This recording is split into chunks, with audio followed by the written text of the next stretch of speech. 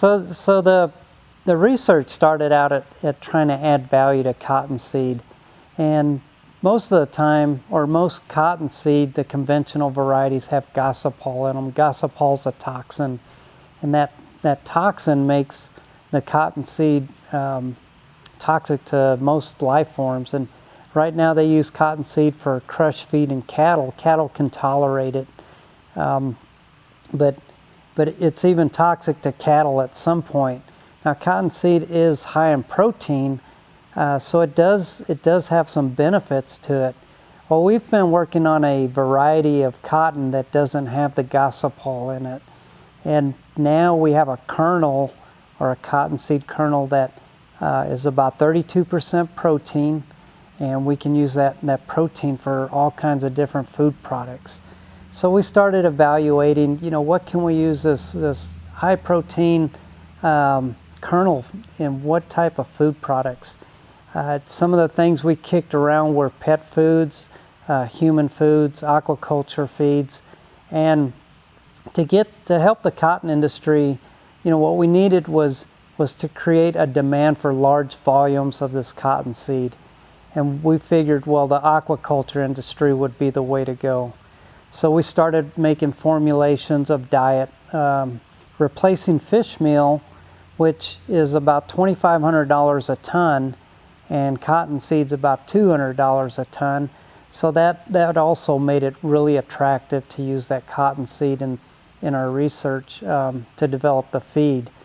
So we ran some tests, and we found that the shrimp can develop, the candidates we used were shrimp, and we found that they could develop just as easily and develop the same as a commercial fish meal fish food.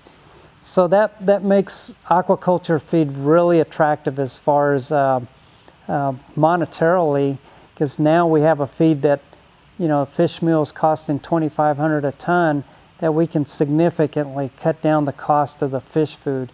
So the benefit then is the cotton farmer can charge a premium for that cottonseed. So now the cotton farmer will benefit from the premium on the seed, instead of it being a waste product or a byproduct. It now has significant value. The formulations also, so they benefit two industries, but it's the chicken and the egg scenario. The cotton farmers don't want to grow it unless there's the demand, and the Nabiscos and the pet food companies and aquaculture feed companies, they don't want to demand it because there's no supply. So what we thought was, we'll create an industry in New Mexico to drive the demand. So we evaluated the shrimp with the different formulations. We knew there was a market for the shrimp, because every time we would post on email that we're going to sell shrimp that are left over from the study, people would line up around the building and waiting with their coolers first thing in the morning to buy fresh, locally grown New Mexico shrimp grown in the desert. And we got really excited about that. So we scaled up. We got some funding from New Mexico Department of Ag in a specialty crop grant, set up a small warehouse, and started collecting data on utilities and labor and feed costs and any costs associated with production.